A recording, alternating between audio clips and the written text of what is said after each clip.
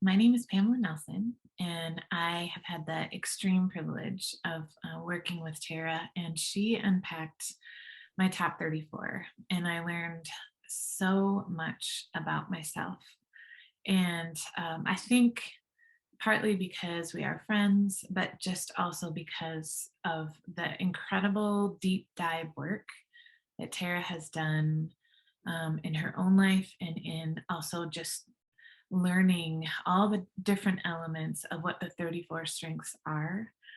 There were things that she validated about myself and leadership and the lane that I lead through that has exponentially led to my own confidence and growth. And because of that, I have seen from a provision side of things just an incredible outpouring of what people would call success, but I call it impact and significance. And Mm, so I am incredibly grateful and I am honored because we are finally seeing a dream realized and yes. a dream realized that we are going to get to do this together for people. And part of what I get to bring to the table, Tara helped unlock for me. So Tara, let's share what is going on.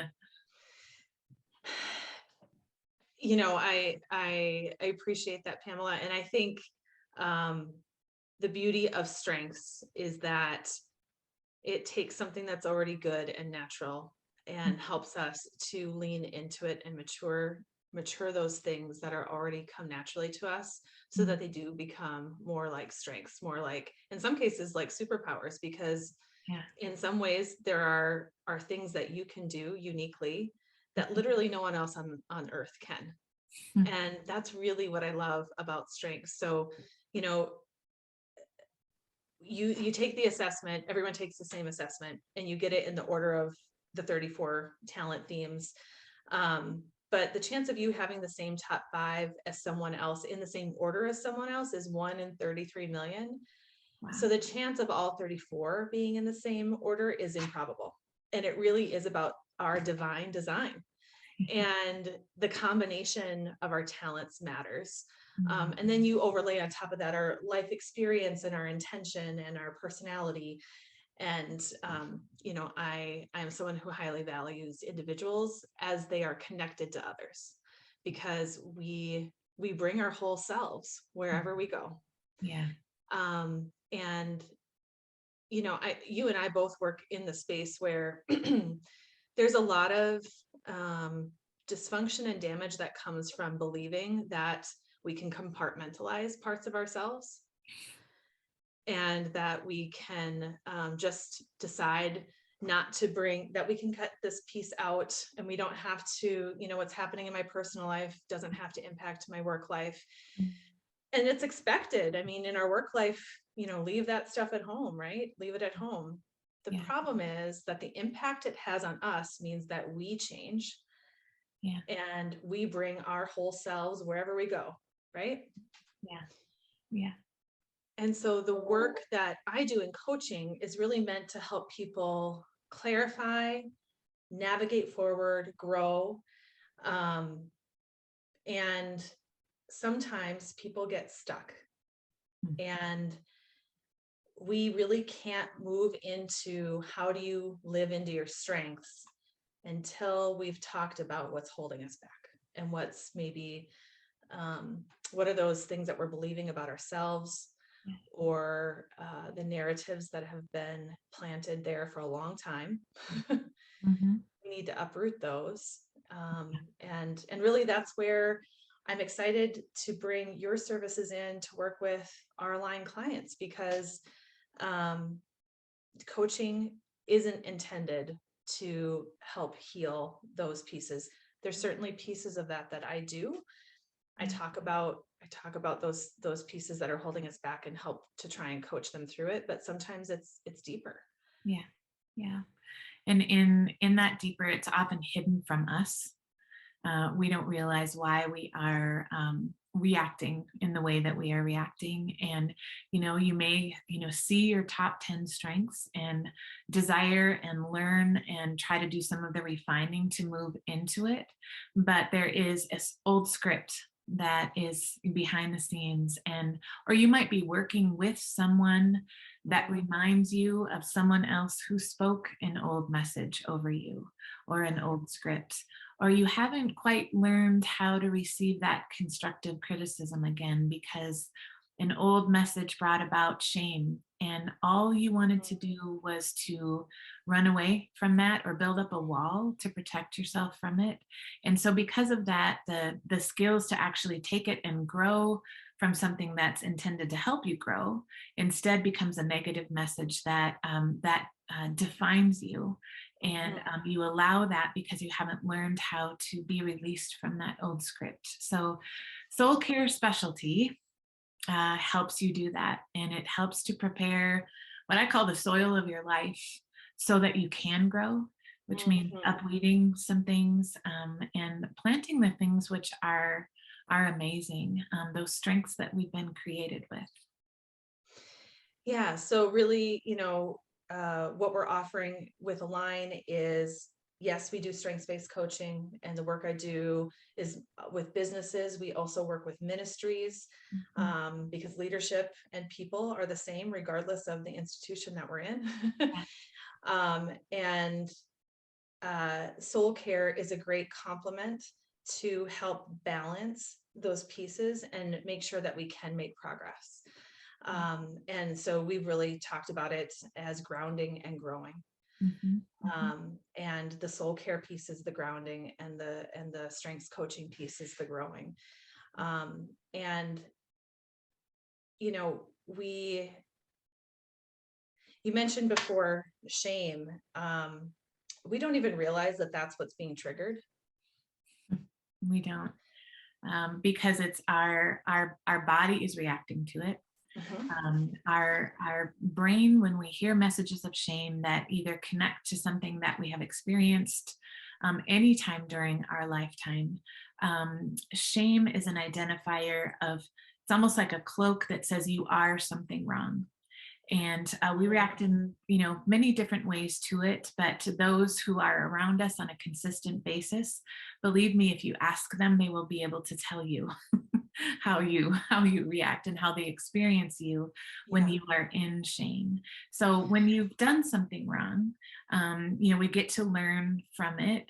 Depending on what language you use, you use the word "I feel guilty for," or "I feel convicted of," whatever language that is. And that's, yeah, truly, I messed up. I own it. I learned from it. I apologize or I ask forgiveness, and then I get to be better. Um, that's a healthy relationship with some of the things that we do wrong. Shame Right. says that you are something wrong. Yeah. So if you show up to work trying to prove that as not being true, you will exhaust yourself and And all everyone else. and everyone else. And all day long, you won't be able to be creative and actually help your company because shame shuts down the creative part of your brain. And you Mhm. cannot get out of a shame storm by yourself. You Mhm. need to have someone else process that with you, validate what's happening, and then help you move out and climb out of that pit that you are in. And that's where soul care, no matter what sort of place that you have an understanding of how we are created as humans, we understand from a moral compass side of things that there are certain boundaries that we naturally have in our world. Sometimes that lends itself to stories of faith. Other times it's just understanding that we have a mind and a body and a soul, and we can tell when we are in agitation, or we can tell when we are not telling ourselves the truth. And we need to have someone partner with us to validate that there was something real that happened. There was Mhm. something spoken over you that happened at some point in your life that you didn't have the ability, either because you were young or you weren't given the connectiveness tools to process it through, to process it healthfully. And so here's a way to do that. And Yeah. here's a way to show up in your strengths, at your work, with your family, with your friends, so that you can not always have to react. But if something negative happens, that you can actually then own it, say I messed up, move on, and learn from it, grow, and be stronger because of it.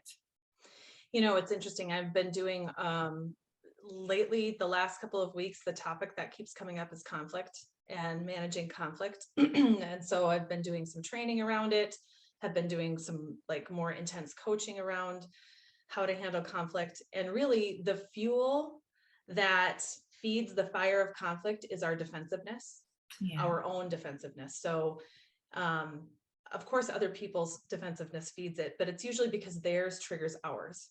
Mhm. But that defensiveness is self-protecting from an emotion we don't want to feel, and that is shame. Yeah. We don't want to feel that shame. That shame is what we're protecting. So we end up operating out of a place where we are busier protecting ourselves from our own shame than Mhm. we are in trying to build relationships or trying to grow. And often it is so subconscious we don't even realize it's happening. So when I'm working with teams, um, we can do some work around, I mean, all strengths have specific motives. Every strength is kind of underpinned by a core motivation. That core motivation tells us about the needs that that person likely has, but also the triggers that Mhm. that person likely has. Mhm. And so when we understand our strengths, we can also understand our more unique brand of trigger, the Mhm. triggers that really maybe set off some of those defensive, so some of those defenses, but understanding that underneath it all is protecting from shame, I think is so helpful. And we were just talking before, and I think you quoted from an article, Carl Jung said that shame is a soul eating emotion. It is. It eats our soul, and shame also puts us into what we call the fight or flight, the survival part of our brain, which is our non-thinking part of our brain. Mhm. It allows us to react quickly to something that's coming when we are in danger. It helps us to run away. Sometimes that response is freezing. Whatever it is, it's the non-thinking part of where we are at. So when we are The in shame, amygdala. yep. When we are in, I call it the lower, thicker part. What we want to do is we want to get it to the front part of our brain, for being able to process and for being able to think clearly. So just what you were talking about, Tara, with that conflict, is that Yeah. if someone is experiencing shame from another person in conflict, in a time when you want to think the most clearly, Hmm. you cannot. You cannot. No, you cannot. And as a manager, if you are experiencing someone that you have to give some difficult messaging to and they are in shame and they are coming back at you with something surprising or they are not able to process, the best thing that you can do is tell them, we're going to take a pause. Yeah. I need you to drink 8 ounces of water so that they can start to kind of re regulate into themselves. Take a 2 to 3 minute walk, do some deep breathing. And if they're able to, come back and have a clarifying conversation and then move forward from there. But this is so, highly powerful for those who manage others, because we can Yeah. tell when someone has just been triggered and we have lost them and they are lost in their old shame story. Hmm. For good managers, we can tell. uh, Yeah, absolutely. We yeah. can we can tell when they're there. And sometimes, for the manager or for the colleague or for whoever's working with them, then that triggers their shame because they don't know what they've done or Yeah. what to do in that moment.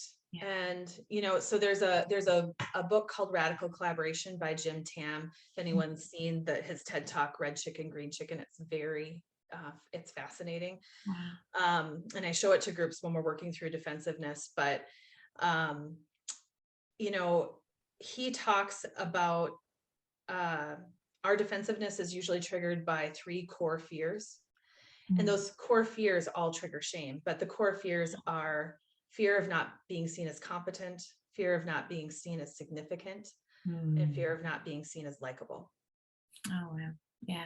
And so those three fears will trigger shame probably the fastest, deepest. And those are kind of core messages that we have been um, unknowingly nursing our whole lives. Yeah. Mm, And so, the work that we do in coaching, whether it's individually or with a group or with a team, you can make a lot of progress in working through that. And sometimes you can work through understanding your own defensiveness, for example, mhm. without, because we're doing it in a group and because everyone's being open, maybe it doesn't trigger as much that deep shame. But Yeah. sometimes people really can't engage in that conversation. It feels too vulnerable to do that in a group. Yes. And it feels too vulnerable to do that as part of coaching when you're really doing it because you're trying to be a better leader or a better manager. And so soul care, the service of soul care that we're bringing in for Align is really intended to help those individuals who recognize that there is something more painful, a little bit deeper there that might need us to pause. We were talking about pausing earlier and taking a breath, but pausing Yeah. to process Yeah. Yeah. and dealing with that. And it takes courage. We have a few clients who are coaching with me, but also working with you. And I have so much respect for the people who are willing to do that work. Mhm. I'm in therapy. Pamela, you've experienced therapy. Yes. Yeah. This is not therapy. This is coaching in the workplace that helps deal with these specific, really soul care issues. Mhm. But, no matter what we call it, it really is about healing and restoring and honoring the fact that it's there. When we try and pretend that we're okay, when we try Mhm. and pretend like that it Mhm. isn't there, Yeah. it just does more damage. It does. And you mentioned it could be a pain story. It may be, but it also may be a lie that we have Mm, about ourselves. And so, a really good question that you could ask yourself, even in a group coaching session, is can you now believe this message for everyone else, but not for yourself? So, what is yeah. holding you back? And if Yeah. you are honest enough to recognize that, then take the journey so that you can start believing that for yourself. Why is that you can't believe that for yourself? And it Mm, may just be a lie that you have believed your life. It may be that culturally, this is what I was told. It may be comparing yourself to someone else, that they are better at this than I am. There could be any number of things. And yes, those things may be really painful to face. It may feel that you have found that in believing that lie for a large part of your life, you felt maybe robbed of what mm, could be. And that realization might be painful. But the process of letting that go to then say, I'm writing a new chapter. I am going to be able to move into this strength and I'm going to be able to believe it for me. Wow. Watch out, world. mm. you know? Yeah, and so it's complicated when those stories have come from our childhood, from the culture that we're in, from sometimes our faith experience. So um, when those stories that we've now begun to tell ourselves that we are wrong, not just that we've done something wrong, Yeah. but that there's something wrong with us. Yeah. In the process of letting that go, um, anytime someone then says or does something that in your mind, because you're seeing it through your filter of shame, Mhm. affirms that lie, Mhm. it pulls us right back in. Mhm. Yeah. And And so it's not a switch you just flip.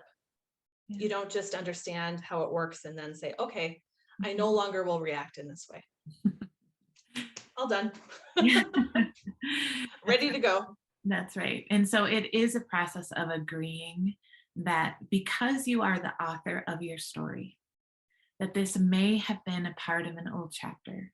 Mm, It may have been a part of a narrative that other people agreed with and that you even lived into, and that mhm, you made some mistakes based on that lie that you believed or those things that you lived into.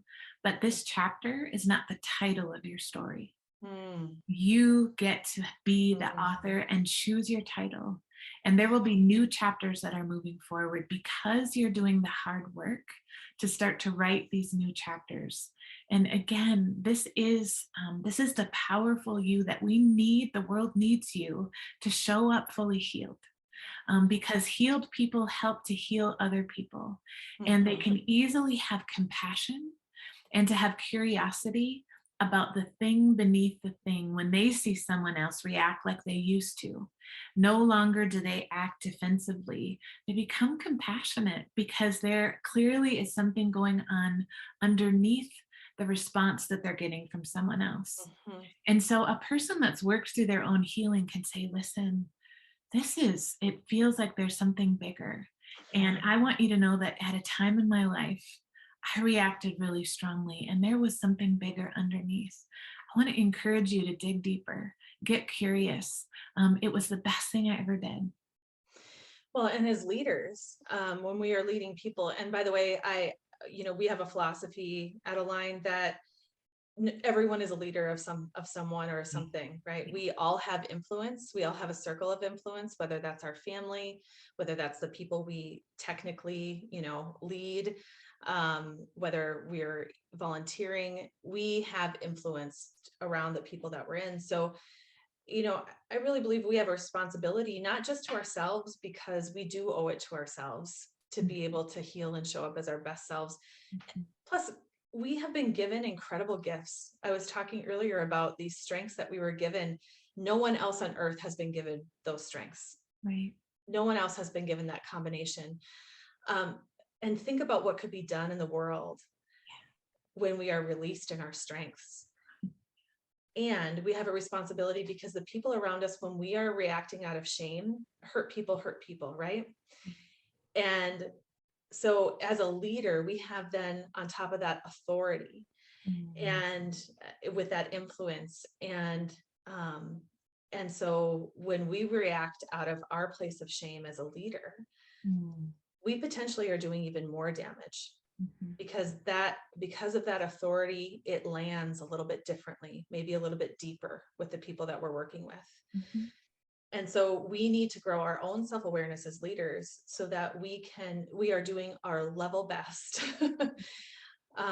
to agree with our strengths and live into the potential of who we are, so that we can be be our best for the other people. They deserve that. And if you think about the worst leader you've ever worked with or for, they were likely people who operated out of their shame often. yeah. And people who didn't do the work. Yeah. Um, and they say people do not leave companies, they leave managers or they leave Mhm. leaders. Yeah. And so just cost effectiveness, being Mhm. able to retain someone, even as they are learning to lean into their strengths. Think of what happens with the excitement of the first time that you learn how to do something new, Mhm. or you're released in something new. You get that, not only with coaching, with learning all of the strengths, but someone then that is unlocked or unleashed from an old message into fully Mhm. living into that strength. Think of the benefit to Oh my your team gosh. member, just the excitement of how all that could show up for your whole team.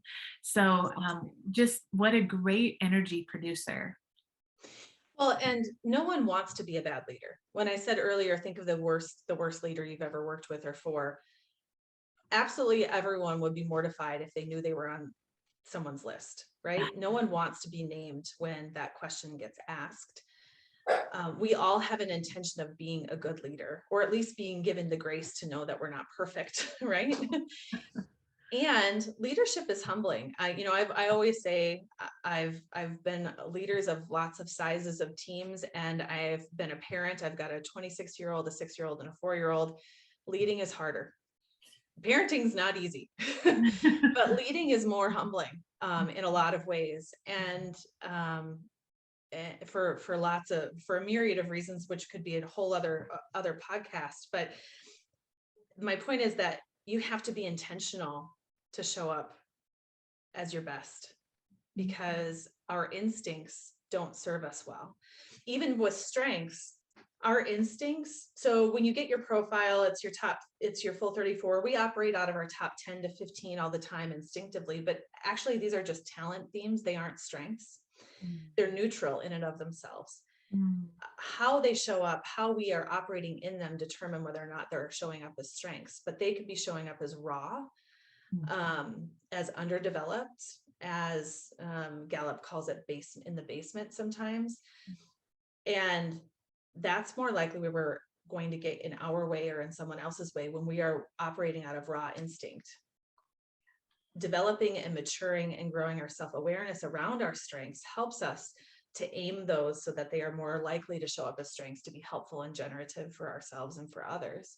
So developing our strengths for others, and you said self-awareness. I want to key in on that word as well, because when we are willing to own when we mess up, when we're confident enough to be able to say, wow, I would love a do-over here. That is one of the biggest things that we can do in putting trust deposits in the trust bank with our coworkers, Yes. with our family members, even with ourselves, to be self-aware. They call it blind spots for a reason. It's because we are blind to certain things. And if we are noticing that our team members are losing trust in us, or that there are some things that we are being left out from, or that we are reacting more than being able to be self-aware to respond appropriately, again, a very good time to take a look at what is happening in our soul.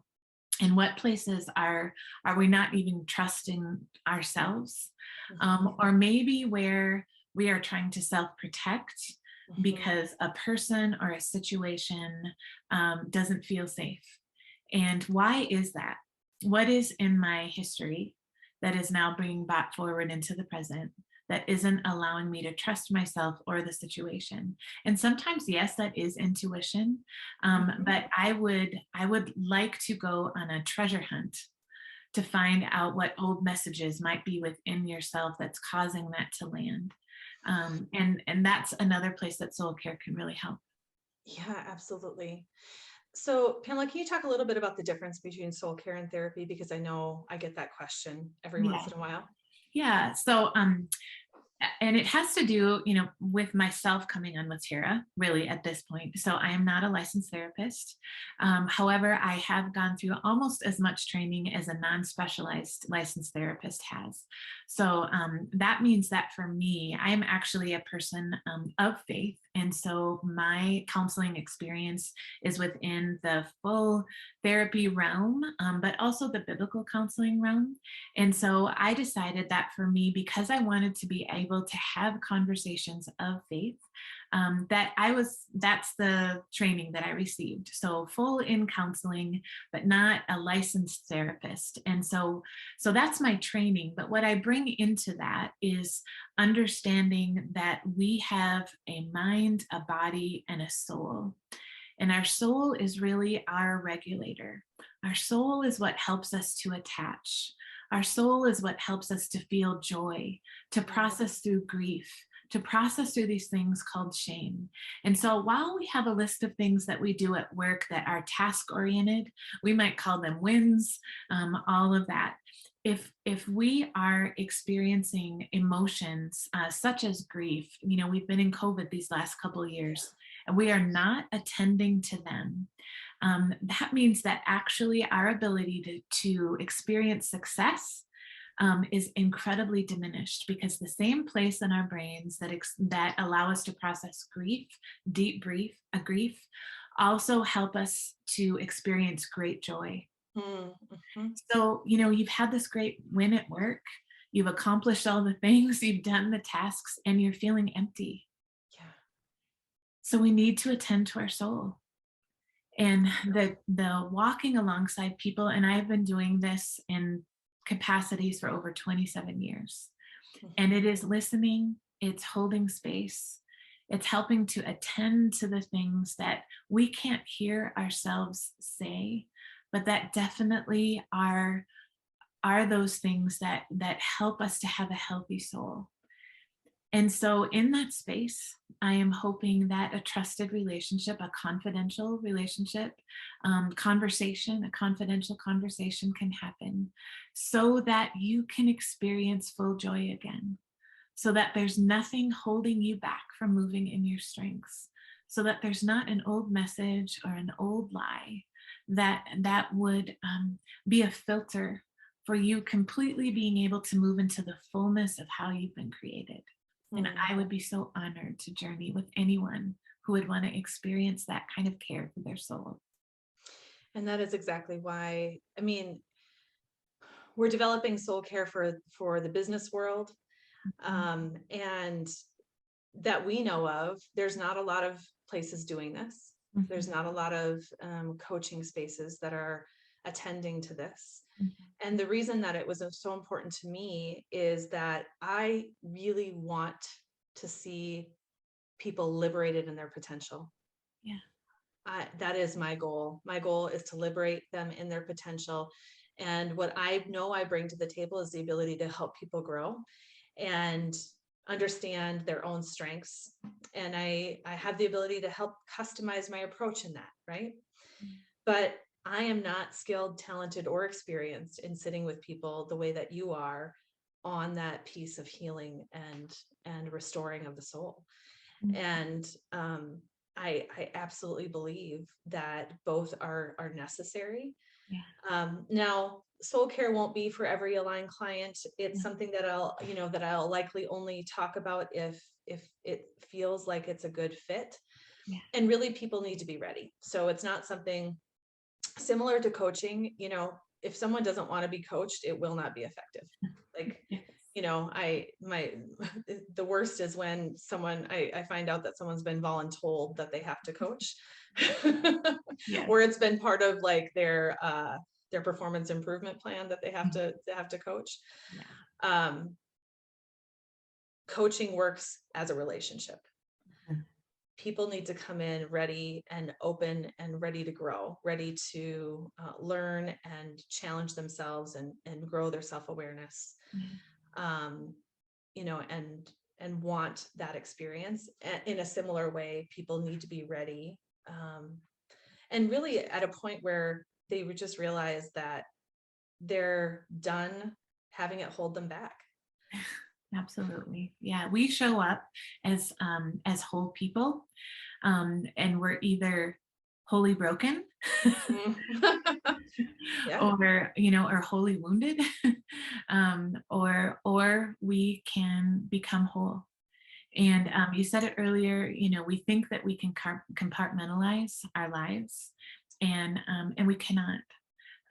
There are, different, skills and tools that we can have to shut a door on something temporarily.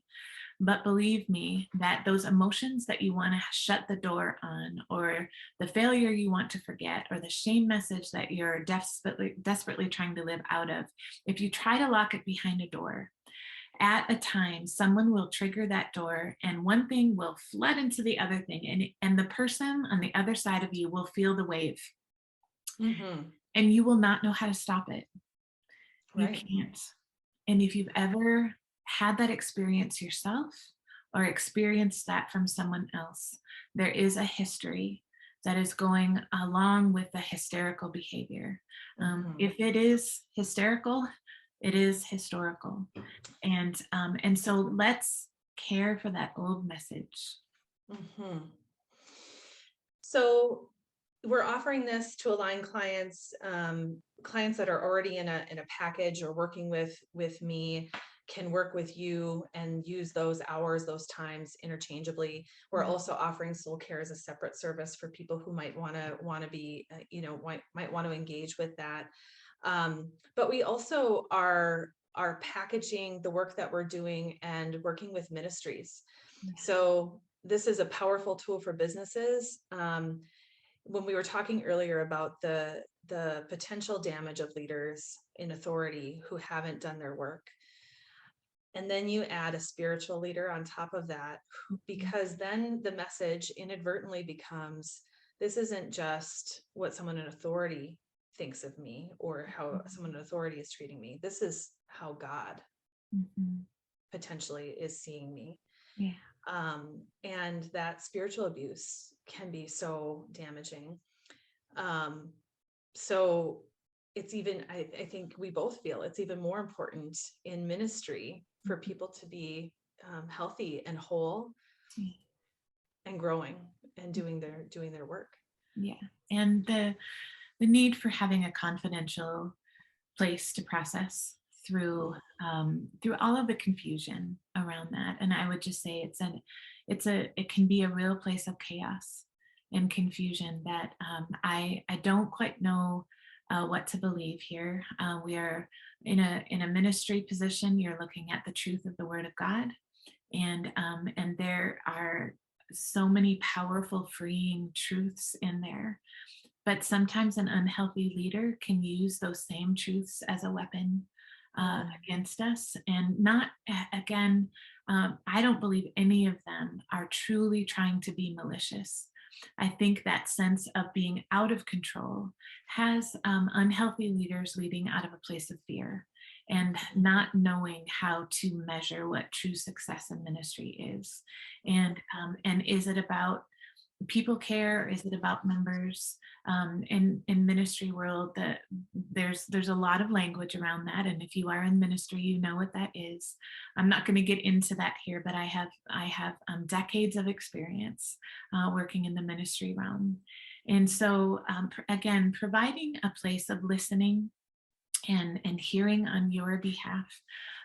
Ministry leader, sending your staff members to a place that they can have their fears, the places that they have been hurt or what feels confusing, a place for them to share confidentially, and to process through, how do I lead well in this, is yes. much more cost effective than having them leave and then you never know what's going on.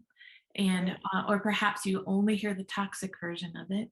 Part of it may be true, and other part you can't hear because you've never had a conversation.